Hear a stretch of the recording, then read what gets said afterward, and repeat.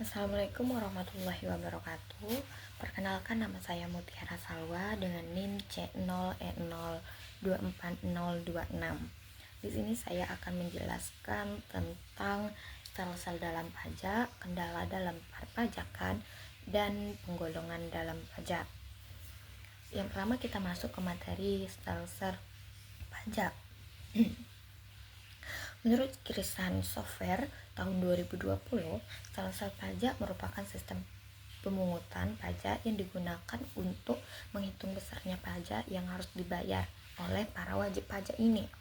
Nah, sel-sel pajak ini terbagi menjadi 3. Yang pertama, sel-sel nyata atau real, sel-sel fiktif, dan sel-sel campuran. Kita akan masuk ke materi yang pertama, yaitu sel-sel real atau nyata. Maksudnya, pajak yang diambil oleh pemerintah ini kepada masyarakat sesuai dengan penghasilan seseorang tersebut. Nah, jadi pemungutan ini dapat dilakukan pada akhir tahun pada saat penghasilan yang sesungguhnya diketahui setelah pemerintah menghitung berapa penghasilan yang didapatkan oleh wajib pajak ini. Nah, sel-sel nyata ini memiliki kekurangan dan kelebihan. Yang pertama, ada kelebihannya, yaitu pajak dihitung didasarkan penghasilan sesungguhnya, dan kekurangannya pajak baru dapat dibayar pada akhir tahun. Seperti itu. Selanjutnya ada sel-sel fiktif. Nah, maksud dari sel-sel fiktif ini yaitu jenis pemungutan pajak yang didasarkan oleh undang-undang yang diambil sesuai dengan perkiraan yang terdapat pada peraturan perpajakan yang ada. Kelebihan dan kekurangan dari pajak ini yaitu, yang pertama, kelebihannya pajak dibayar berjalan selama setahun tanpa menunggu hingga akhir tahun, dan kekurangannya pajak dibayar tidak akurat karena tidak berdasarkan keadaan sesungguhnya dan mengikuti tahun sebelumnya, yaitu pajak diberikan karena pemerintah mengira-ngira si pendapatannya wajib pajak ini. Lalu ada sel-sel campuran. Maksudnya dari sel-sel campuran ini yaitu kombinasi dari sel-sel wajib pajak, sel-sel nyata dan sel-sel fiktif. Maksudnya cara perhitungannya pada awal tahun besarnya pajak dihitung berdasarkan fiktif, yaitu menggunakan peraturan undang-undang. Lalu pada akhir tahun besarnya pajak perhitungan berdasarkan nyata, sel-sel nyata atau penghasilan sebenarnya. Jadi, jika perhitungan besarnya lebih besar dari pajak yang sudah dibayar, maka masyarakat atau orang yang harus masyarakat atau wajib pajak ini harus menambah bayaran pajak yang kurang tadi. Dan sebaliknya, jika kita membayarnya lebih dan pajaknya baru keluar, ternyata kita bayarannya lebih, maka wajib pajak dapat meminta kembali lebihnya tadi atau dikompensasikan. Selanjutnya ada kendala dalam pemungutan pajak. Menurut Dr. Wirmi Eka Putra, SEMSI, ada 2 perlawanan, yaitu perlawanan pasif dari wajib pajak dan perlawanan aktif dari wajib pajak. Kita masuk ke perlawanan pasif dari wajib pajak. Nah, maksudnya perlawanan pasif yaitu adanya hambatan yang mempersukar dalam pembayaran pajak, seperti kurangnya kesadaran dari si wajib pajak ini untuk membayar pajak. Lalu ada sistem perpajakan yang cukup sulit dipahami oleh masyarakat. Lalu ada sistem kontrol yang kurang baik dilakukan oleh fiskus atau pemerintah. Nah, selanjutnya ada perlawanan aktif dari wajib pajak.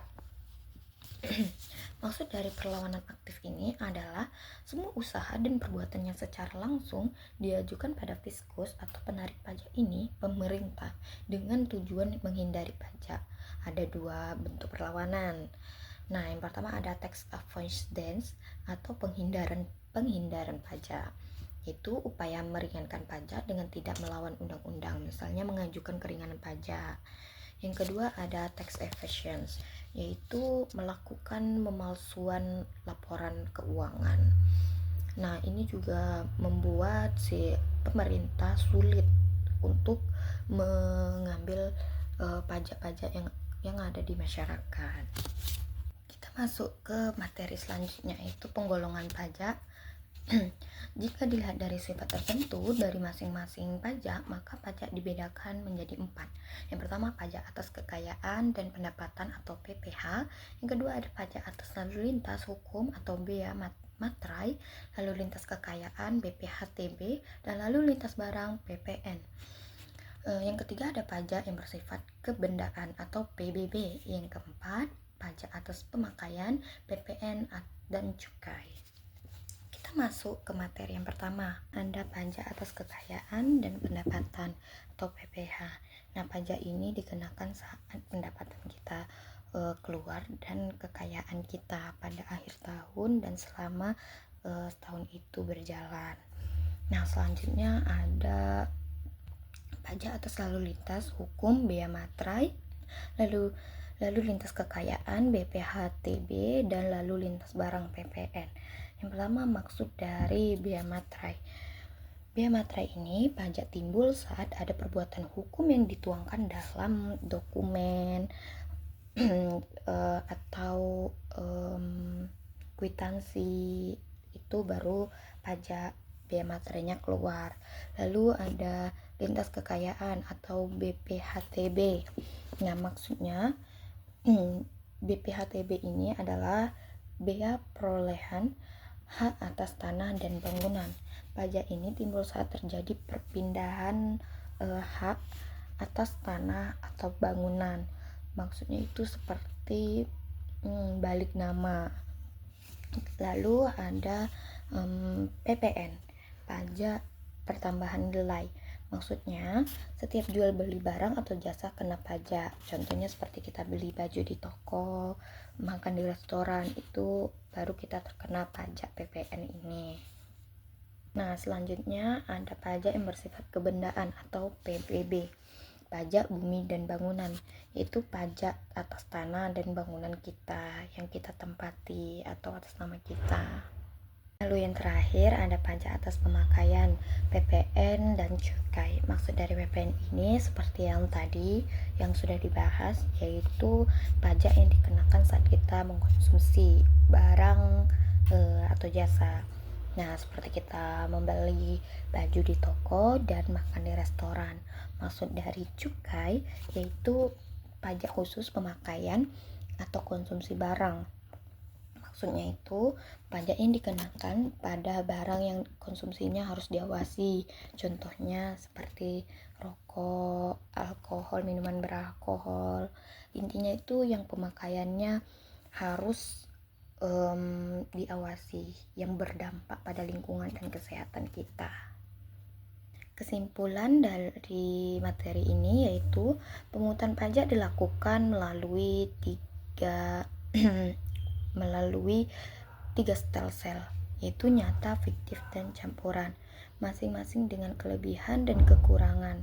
Kendala utama berupa perlawanan pasif dan aktif dari wajib pajak. Penggolongan pajak berdasarkan sifat, ciri, dan kewenangan, membentuk administrasi, meningkatkan kesadaran, dan mendukung penerimaan negara untuk pembangunan. Sekian penjelasan dari materi yang saya jelaskan. Terima kasih. Saya akhiri. Wassalamualaikum warahmatullahi wabarakatuh.